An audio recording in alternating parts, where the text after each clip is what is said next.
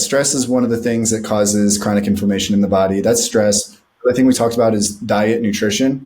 And obviously, I mean, one of the first steps that I tell a lot of people to do, this isn't obviously a blanket statement for everyone, but go get an allergy or sensitivity test and find out what foods your body's responding to, right? Yes. Because it's not always obvious. It's not. You It's know, not. a lot of times it's actually really common that I come across people who went and got an allergy or sensitivity test and realized that one of the staples or several staples in their diets, like one of the things that they eat the most, is causing them inflammation every single time. And they thought it was healthy because it Hmm. usually is, right? For me, it was blueberries, right? Blueberries are very good for you for most people. Hmm. But for me, I have a sensitivity to them. So I'm eating a lot of blueberries every day because I read a quote somewhere that if you eat a couple blueberries a day, then your mental health, it's like you're 10 years younger or something like that. Right. I read that meme on Instagram one time and I was like, "Oh, I'm going to eat a bunch of blueberries then." And I did for months and months and months, and then I found out, "Oh, oops, that's causing, so a good place to start is to go get one of those tests. They're usually covered under your health insurance. If not, I don't know. I don't live in the US, so I don't really know about what prices are nowadays on these Hmm. things, but it's totally worth it because you might think that you're eating something. You might be spending extra money on a certain food thinking that this is healthy and good for you, and it's actually doing more harm than good. So Yeah. that's something to consider. Well, and that's a huge thing to consider. I love that because you said, like nuts, for example, nuts can be really, really great. Oh my gosh, there's so many antioxidants and there's great protein and there's great fat. You got your omega 3s in your nuts. But if you have a nut sensitivity and you don't even know it, and you're eating handfuls of walnuts because they are good for your brain and they are good for your hormone health, and you find out, just like you did with the blueberries, you're like, oh, wow. And so it can make a huge difference, just the elimination of that one thing. So I think that's a great idea. If you think you're somebody that's been stuck with some chronic issues that you can't seem to get over and you really want to try to figure it out, I think a food sensitivity or food allergy test is a great idea. I completely agree. I've got a list here of some of the most pro inflammatory foods, and they're under general categories, but I'm going to read those out loud. So it's not going to surprise anybody that on the top of the list is sugar. And this is not to villainize sugar. There's sugar in all sorts of things, but our highly processed, sugar packed foods, can definitely be pro inflammatory. Vegetable and seed oils. Pay attention to what types of vegetable oils and seed oils that you have. Sometimes your corn, your canola, your grapeseed, your peanut oils, those can be very pro inflammatory for some people. Safflower, sunflower, you know, somebody can be, cooking something in sunflower oil every day and have no idea that that's what's causing. They might even be making their favorite Italian dressing. They use a little bit of vinegar and oil and things like that with a pro-inflammatory oil. So look at your vegetable oils. You can go to the internet to look at those that are the most pro-inflammatory, but look at your oils. And then there's some anti-inflammatory oils. Your things like your avocado oils and, there's coconut oils and different things like that are actually anti-inflammatory oils, that you can be consuming. But again, if you're allergic to avocados, you don't want to put avocado oil in your body. Going back to what Tyler said, right? You might want to test. So just pay attention to that. But here's the top ones: your sugar, your vegetable oils, processed meats. That's going to be, your canned meats and your meats that are processed. Artificial preservatives can definitely be pro-inflammatory. Trans fats. Read your labels, guys. Trans fats, anything that is containing a trans fat. Basically, a trans fat is a fat that's been converted through some sort of chemical or heat process that no longer makes it the type of fat that the body can recognize, break down, and utilize. So it's been transformed into a fat that's not in its natural state. And that's what a trans fat is. I mean, that's kind of the simple definition of something that's very, very scientific and very chemical. So trans fats. Refined carbohydrates, those are your highly processed foods. Pre-roasted nuts, because of the oils that they use for those. Synthetic pesticides and herbicides. And alcohol. I know no one wants to hear that, but alcohol is a pro-inflammatory.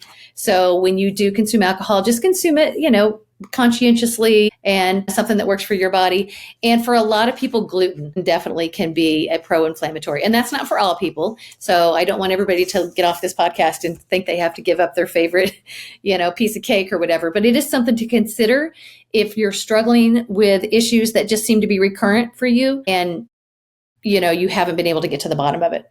So we talked about food testing. We talked about some pro-inflammatory foods. What is some other stuff that we can look at when it comes to the food category? Yeah. I know you have a list of anti-inflammatory foods as well. But before we go there, you mentioned staying away from herbicides, pesticides. And I know the average person is like, well, it's not like I'm just going to go drink some herbicide or pesticide. Like it's, how do I avoid those things if they're just putting it on our food already? Yeah.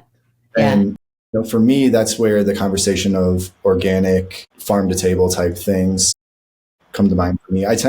My biggest reason for eating organic, because a lot of times people just don't, the average person doesn't really know why would I go spend extra money to get organic when I can just get the non-organic one, but it's the same thing, right? They're both peppers. Right. They're both strawberries, whatever, but like one's organic, it's just more expensive. What's the difference? Right. It's not always this case, but in a lot of times it is the case that organic uses a lot less of those herbicides, pesticides, things like that. Yeah. Yeah. And we don't even realize it, because that's the thing that's so defeating about this sometimes, Tyler, is that you talk to your clients and you talk to your friends and family, and they're like, listen, I'm doing all the right things. Like, oh my God, I'm eating all my fruits and vegetables, right? Tyler, you were eating all your blueberries. They're so high in antioxidants. They're a great brain food. But why am I still not seeing the results? And it could be that these fruits and vegetables are carrying some of those herbicides and pesticides, that aren't good for the body. So, looking for organic can make a huge difference for sure. GMO stuff as well. There's been a lot of research on non-GMO and GMO foods, and GMO foods have been known to cause an inflammatory response in certain cases as well. So pay attention to those as well, because it's got to be so disheartening. I mean, I know clients come to me and they're just sad and they're worn out and they're so over it. They're like, I've been doing all of that and I still feel bad, so helping just kind of peel back the layers and say, it might be the herbicides or pesticides, organic might be, a choice, or non-GMO might be a choice, because it feels like you've been trying so hard, or the types of oils, you might need to change it just a little bit. I tell everybody, a 10% tweak can create a 90% improvement in outcomes. But it can be very overwhelming. And it's bio-individual. Like, by the way, I eat blueberries all the time and I don't have a sensitivity to them and I think they're amazing. But gosh, if you woke up and found out that you did, then, you wouldn't be doing the right thing for yourself. So that's a really good point for sure. Yeah. And then the preservatives as well. Yes. My thing is I try to avoid, for the most part, this isn't like a blanket statement that is always true, but in a lot of cases, if you just avoid the cans and the boxes, you're avoiding a lot of preservatives, right? Instead of canned tomatoes or canned corn or canned green beans or whatever, I'm just going to go get the tomatoes, the green beans, the corn, whatever. Yeah. Whole food, right? Yeah. That doesn't mean from Whole Foods. That means like I just go to my market down the street that sells, farm fresh veggies. Yeah, absolutely. Opting for that kind of stuff over the can makes a huge difference in the preservatives. Now, this is the thing that a thing that comes up often for me is they use words like preservatives, and there's different ways of preserving your food. We're not saying that all preservatives are bad, because I'll tell you right now that when my grandma takes her tomatoes from her garden in the fall, and she'll put them in, I don't know exactly what she does. I'm not an expert on preservation. Actually, I've been wanting to learn more about it. But if you've got veggies and you're soaking them in salt water or in vinegar, you're preserving them that way. That is so much healthier for you than getting the preservative cans from the store, because there's different kinds of preservatives. Just like how there's different kinds of ginger ale. My Mm-hmm. brother got sick last week and he called me up and he's like, "Hey, Ty, I'm sick, but don't worry, I'm drinking some ginger ale." And I was like, "All right, bro, but just so you know, I mean, it's totally cool that you are, but I just want you to know that that ginger ale isn't helping you feel better. Like that's not healthy ginger ale. You're drinking that because it tastes good to you, not because it's making you healthier."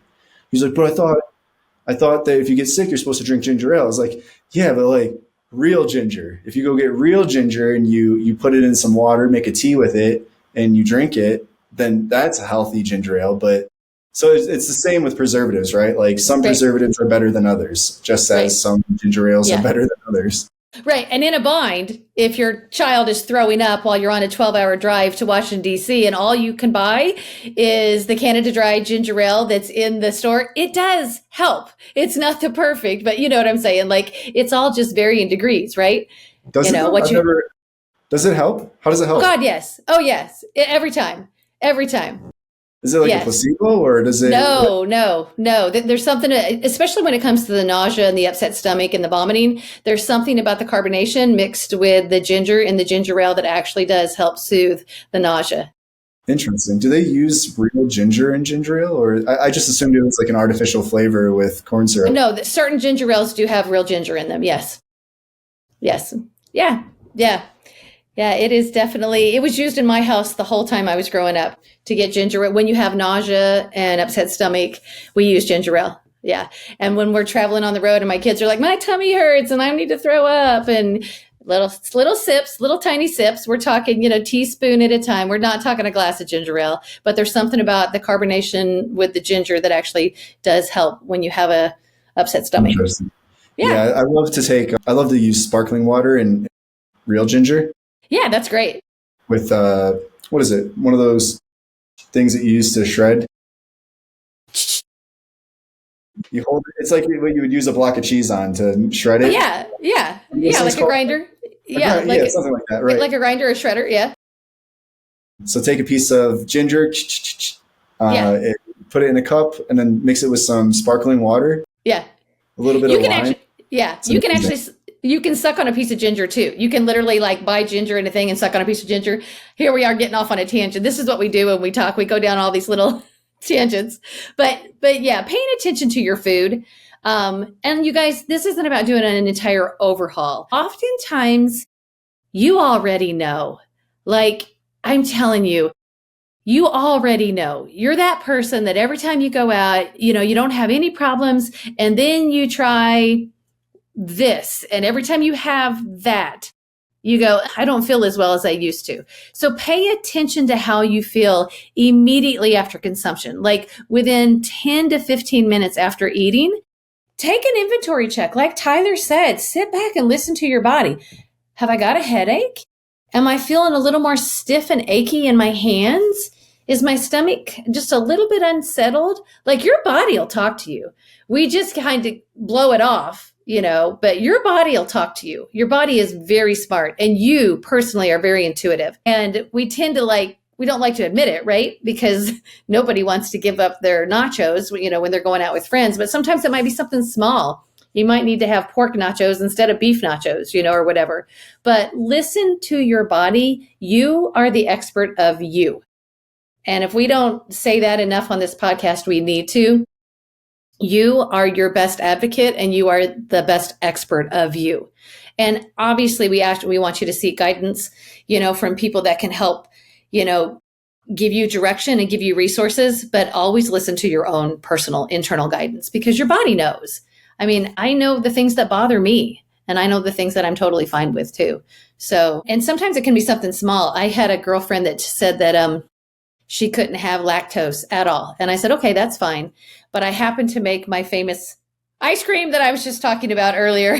And she's like, oh my God, I just have to have some. And she actually had a little bit of my homemade ice cream. And she said, you know what? That didn't upset my stomach.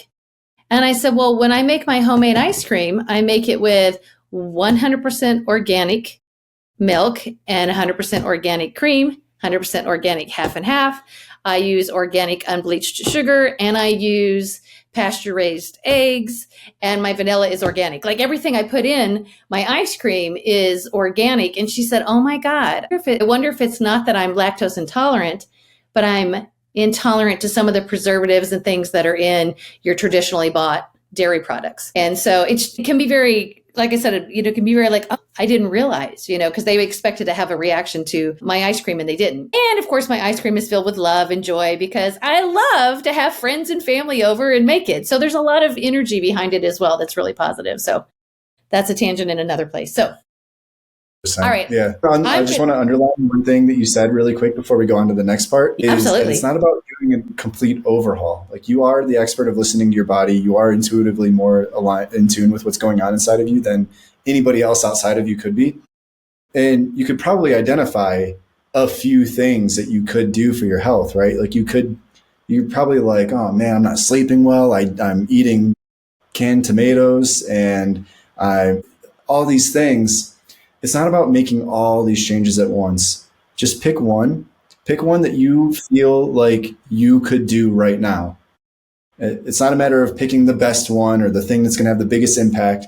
It's like, of all the things you could do right now, which one do you feel the most ready to do right now? Yeah. And pick that and do that for some time until it becomes a habit. And then the next thing will be the most obvious to you, right? So there's not this stress of just being perfect or fixing everything. I tend to, like, as health coaches, I don't know about you, Stephanie, but for me personally, I don't want to think about a bunch of different things at once, right. I tend to just focus on one thing at a time. I continue to do other things because I've created habits, and I let some things drop off and kind of backslide a little bit at times while I focus on another thing. But I don't like thinking like, and I've got to do this. I've got to put my phone away an hour before bed so I have my hour of no electricity before bed. Right. And I've got to make sure I food prep, and I've got to make sure I'm drinking enough water, and I've got to make sure I'm going to the gym, and make sure I'm taking my supplements. It's like, no, for the next 2 weeks, I'm just hyper focused on making sure I'm taking all the supplements that I've agreed to for this time. Right. Yeah. And I know the rest of the stuff I'll continue to do out of habit, and some things may slip, and that's okay. I'll come back to them. Yeah. And it is truly baby steps. Oh my God. If everybody wants the quick fix and they want it fast, but it is absolutely the baby steps that lead to the sustained change.